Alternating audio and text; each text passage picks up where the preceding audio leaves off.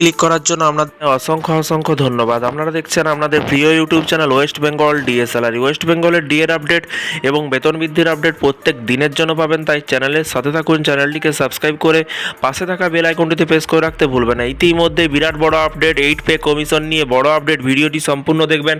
এখানে বলা হয়েছে, হেডিংয়ে দেখতেই পাচ্ছেন, কিন্তু 54,000 টাকা বেতন, 1 লাফে কিন্তু 54,000 টাকা বেতন, সঙ্গে মিলবে 15 লক্ষের এরিয়ারের টাকা। কাদের বলা হয়েছে, কি ব্যাপার, সমস্ত কিছু চলুন দেখে নেওয়া যাক। এখানে বলা হয়েছে 8 পে কমিশন কেন্দ্রীয় সরকারি কর্মচারীদের জন্য। এটা শুধু কেন্দ্রীয় সরকারি কর্মচারীদের জন্য নয়, ভিডিওটা সম্পূর্ণ দেখুন, রাজ্য সরকারি কর্মচারীরাও দেখুন। লাস্টের দিকে খুব কিন্তু গুরুত্বপূর্ণ আপডেট আছে।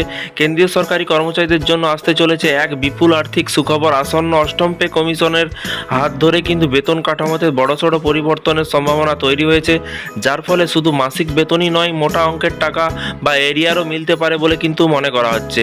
এবং এর পাশাপাশি বলা হয়েছে, দীর্ঘদিনের অপেক্ষার পর এই ধরনের একটি বড় পে স্কেল রিভিশন কর্মীদের জীবনযাত্রার মান আরও উন্নত করতে সাহায্য করবে।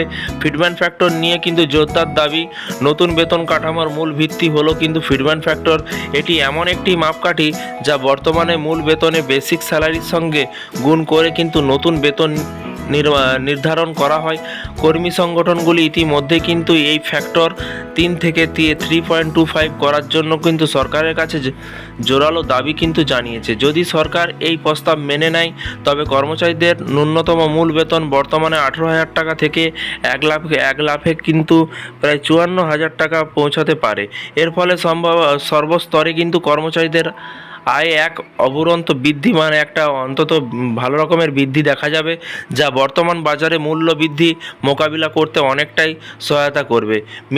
মিলতে পারে বিপুল বকেয়া অর্থ। 8ম পে কমিশনে আগামী 2026 সালে 1 জানুয়ারি থেকে কার্যকর হওয়ার কথা, তবে এর চূড়ান্ত সুপারিশ জমা পড়বে আগামী 14 থেকে 18 মাস 14 থেকে 18 মাস পর্যন্ত সময় লাগতে পারে। যেহেতু নতুন নিয়মগুলি পরবর্তী তারিখ থেকে কার্যকর হবে, তাই অনুমান করা হচ্ছে যে পে কমিশন চূড়ান্ত হতে যে সময় লাগবে, তার জন্য কর্মচারীরা প্রায় 20 মাসের বকেয়া বা এরিয়ার পেতে পারেন। যাদের মূল বেতন একেবারেই নিচের স্তরে, অর্থাৎ 18,000 টাকা কাছাকাছি, তাদের অ্যাকাউন্টে বকেয়া বাবদ 3.6 লক্ষ থেকে 5.65 লক্ষ টাকা পর্যন্ত ঢুকতে পারে।